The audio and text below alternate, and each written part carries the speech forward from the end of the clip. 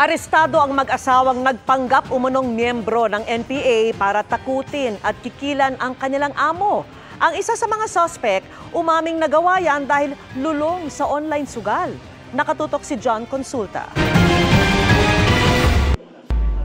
Nang mayabot ng pera sa primary target, pumasok na ang arresting team ng NBI Organized and Transnational Crime Division. May karapatan kang manahimik, ano man yung sabihin mo pwedeng gamitin laban sa'yo.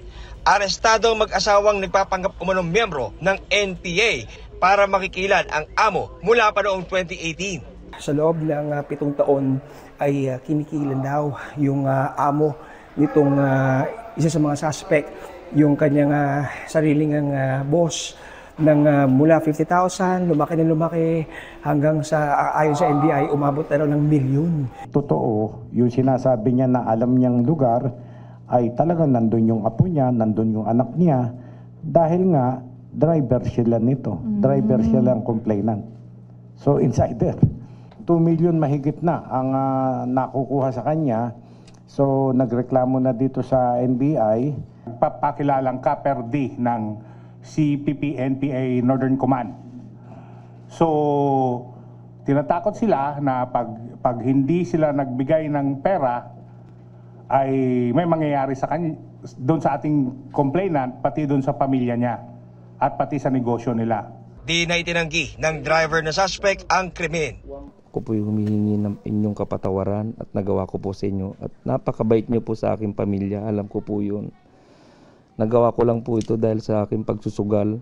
Sinampahan na ng reklamong extortion at paglabag sa SIM Registration Act ang mag-asawa.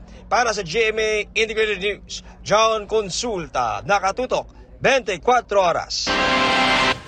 Binugbog umano ng 4 na kaeskwela ng isang kadete ang isang kadete ng Philippine Military Academy.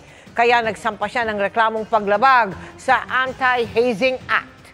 Ang giit ng PMA, hindi hazing ang ginawa, pero pinarusahan na nila ang mga isinumbong. Nakatutok si Marisol Abduraman. 4 na kadete ng Philippine Military Academy o PMA ang inireklamo nitong July 2 ng kapwa nila kadete ng paglabag sa Anti-Hazing Act of 2018. Ayon sa Baguio City Police Office, batay sa salaysay ng biktima, ilang beses nangyari ang pananakit sa kanya noong 2024. Ginubugbog daw siya, especially kung nasa loob ng barracks. Noong September 29, which hindi na niya nakayanan, na-hospital siya, na-transfer siya sa Viluna Medical Center sa May Quezon City, where he was confined there noong October for several days. Ayon sa PMA, nakumpirma sa kanilang investigasyon ang pananakit sa isang plebo ng kanyang mga kaklase o kabatchmate. From time to time, ma'am, they are hitting yung kanilang squadmate, ma'am, sa kanyang katawan. Paulit-ulit, ma'am. It's more on they are venting their frustration po, ma'am, dun sa classmate nila by act of inflicting physical harm dun sa kanilang classmate, which is we do not tolerate here in the academy po, ma'am. Sa ilalim ng Anti-Hazing Act of 2018, maituturing na hazing ang pananakit na pisikal o psikolohikal bilang requirement para makapasok sa isang organisasyon o para makapagpatuloy sa pagiging bahagi ng isang grupo. Pero ang sinasabi ng PMA, hindi raw nila ito itinuturing na kaso ng hazing. So hindi po ito hazing? Yes, ma'am. Yes, ma'am. What then? Basically, ma'am, the legal definition kasi, ma'am, ng hazing natin, ma'am, no, is it requires violence and acts of abuse to be committed as form of initiation. Before you are being admitted, it should be perpetrated by someone senior to you or someone who has the authority sa iyo, ma'am. But then, ayun nga, ma'am, these are his classmates. So, kumbaga parang these are misunderstanding between them, ma'am. Ayon sa PMA, ang offense daw ng mga nambubog na plebo, conduct unbecoming. Ang parang naging case nila, ma'am, is it falls on conduct unbecoming, ma'am, because they are inflicting physical harm to their to a fellow soldier. Hindi man itinuturing na hazing ng PMA ang nangyaring pananakit sa nasabing 4th-class cadet, pinatawan na raw ng karampatang parusa ang mga sangkot na kadete na naaayon sa regulasyon ng Cadet Corps Armed Forces of the Philippines. The 2 squad mates of the victim were already suspended, ma'am, from the training, ma'am. So na-turn back po sila, ma'am. And then for the squad leader, ma'am, he was also given appropriate punishment, ma'am, by virtue of his command responsibility, ma'am, for his failure to maintain the order and discipline among the squad po. He was given the maximum punishment for class 1 offense. It's 60 demerits, 210 punishment tours, and 210 confinement days, ma'am. Ayon sa PMA, naka-indefinite leave ang nagreklamong kadete dahil nakitaan siya ng medical condition na makakaapekto sa kanyang pagiging kadete. Yung kanyang discharge, ma'am, is due to a condition unrelated to the injury po, ma'am, no? Tumanggi na magbigay ng pahayag ang pamilya ng nagrereklamong kadete ayon sa Baguio City Police. Nirerespeto naman daw ng PMA ang desisyon ng pamilya na magsampa ng reklamo laban sa mga sangkot. Para sa GMA Integrated News, Marisol Abduraman, Nakatuto, 24 Oras. Iniimbestigahan ng kampo ni Makati Mayor Nancy Binay ang anilay 8.9 billion pesos na midnight settlement kaugnay sa Makati Subway System na pinasok umano ng kanyang kapatid na si dating Makati Mayor Abby Binay. Depensa naman ng dating mayora, hindi dehado kundi panalo pa nga ang Makati City LGU sa settlement agreement. Nakatutok si Sandra Aguinaldo. Isang linggo matapos magsimula ang kanyang termino bilang alkalde ng Makati, isiniwalat ng kampo ni Mayor Nancy Binay ang anilay 8.9 billion pesos na midnight settlement na pinasok ng nakarang administrasyon ng kanyang kapatid na si dating Mayor Abby Binay. Kaugnay ito sa construction ng Makati Subway System na naunsyami matapos ideklara ng Supreme Court na pag-aari ng Taguig City ang bahagi ng pagtatayuan nito. Nadiskubre raw ng kampo ni Mayor Nancy na pumirma sa settlement agreement ang dating administrasyon at ang consortium ng Philippine Infradev Holdings. Iniimbestigahan na ang pangyayari at kung may dapat managot dito. Nito lang June 23, pinirmahan po yung settlement agreement at sinumite sa arbitral tribunal. So, kung bibilangin po natin, 7 days lang po ang natitira sa nakaraang administrasyon nung pinasok po itong settlement agreement. If there are persons responsible that should be made liable, and then we will see to it that those are made liable. Ang Makati Subway System ay magkokonekta sana sa iba't ibang lokasyon sa Makati para mapabilis ang biyahe. Nang hindi ito matuloy, dumulog ang consortium sa Singapore International Arbitration Center at nauwi sa isang settlement agreement na aprobado ng City Council. Pero sabi ng kasalukuyang pamunuan, walang pondo para rito. Nakikipag-ugnayan na raw sila sa arbitration center. May initial determination na po kami na itong kontrata is legally flawed. And not only that, yung kontrata is actually grossly disadvantageous po sa City Government of Makati. Nag-issue na po yung Budget Department ng City Government of Makati na wala namang na-appropriate po na funds para dito sa settlement agreement. Depensa naman ng dating mayora, hindi dehado kundi panalo pa nga ang Makati City LGU sa settlement agreement. Ang benepisyo raw nito, mawawakasan ang legal uncertainty at makokontrol ng syudad ang pagsusulong ng subway project.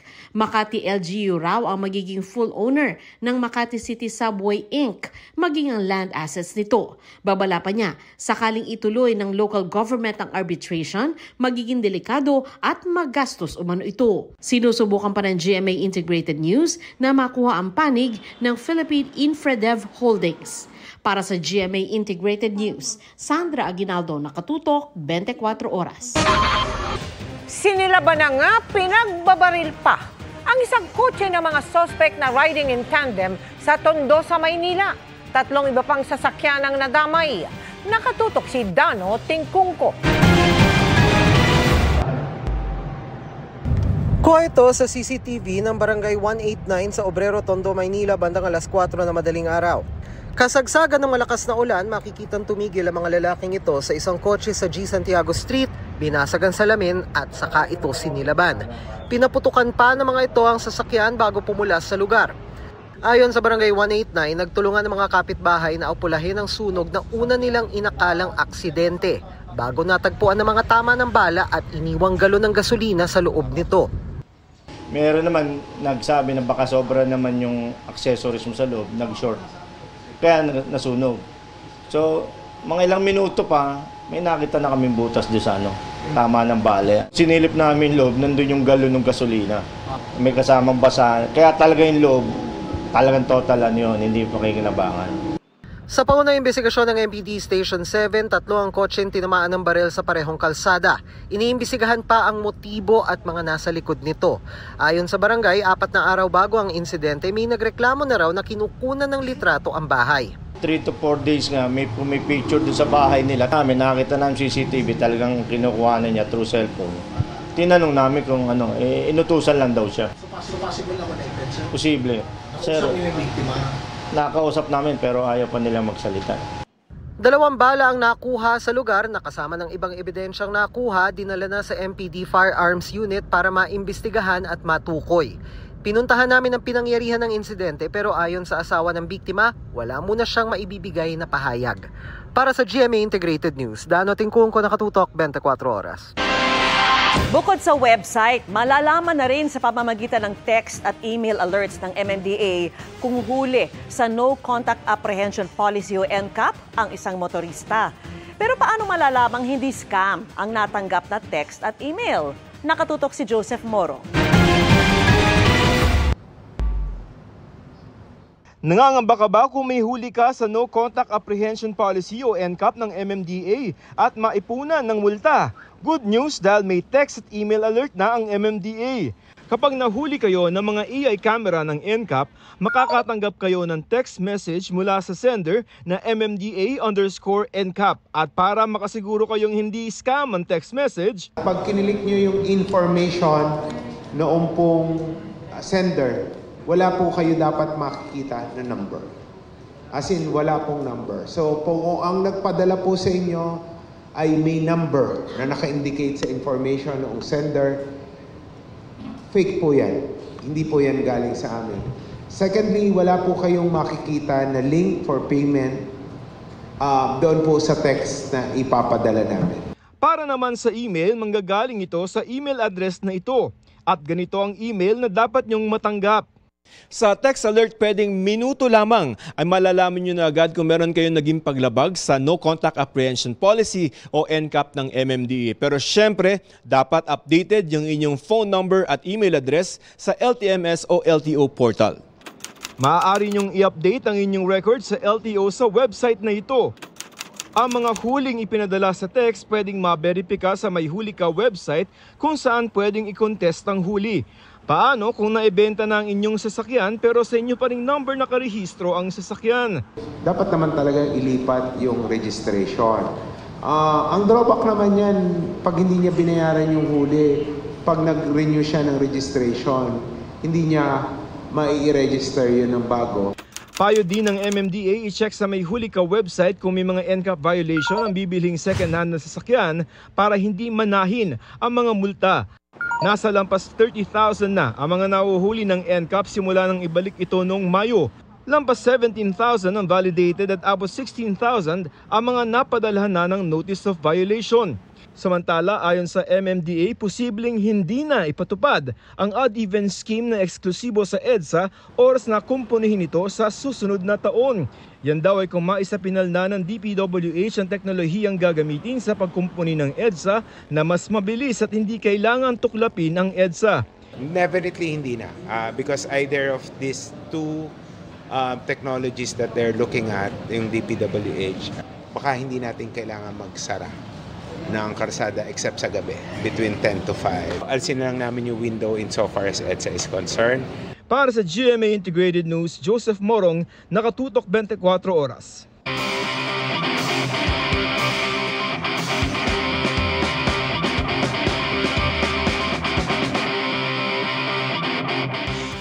Close to heart, ang teknolohiyang tampok natin ngayong gabi mula sa anak mismo ng isang magsasaka.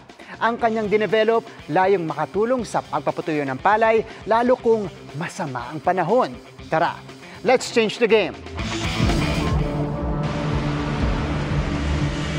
Tila wala nang pinipiling panahon ang ulan at bagyo. Problema yan kapag bumasa sa mga palay, na masisira kapag hindi agad na paarawan. Ang mga magsasaka walang kita. At kung problema pa rin ang pabago-bagong panahon dito sa bansa, ito na ang solusyon. Ang Anihon, isa yung hybrid compact drying system na dinevelop ng De La Salle College of St. Benilde student na may hugot bilang anak ng magsasaka. Ano yung nagtulak sa'yo para mag-focus dito sa agriculture? During the Typhoon Yolanda, Haiyan, we were one of the families that were affected. There was almost zero output for 4 months. No power, no output, no way to process palay. The moment palay doesn't get dried, it rots. Therefore, loss of livelihood, loss of income for a lot of families. Kaya ang Anihon, dinevelop niya para sa pagpapatuyo ng palay. Kahit walang araw, may kuryente man o wala. It could be plugged in whether with the use of a small generator. For the heating element of it, what made it hybrid is we explored different fuels that are available, biofuels that are available in the local areas. So we experimented on used cooking oil from locally sourced. 4 na buwan din niyang pinagpaguran ang Anihon. Ngayon, ginagamit na ito ng mga palay farmers sa mismong palayan nila John Den sa Aklan. This is where we actually jerry-rig the container for our fuel. Tapos dito naman is our heater. This is our heater, yung pugon. This is where we heat up the hot air for it to pass through sa palay. And dito naman, nakapatong dito, is yung master controller namin.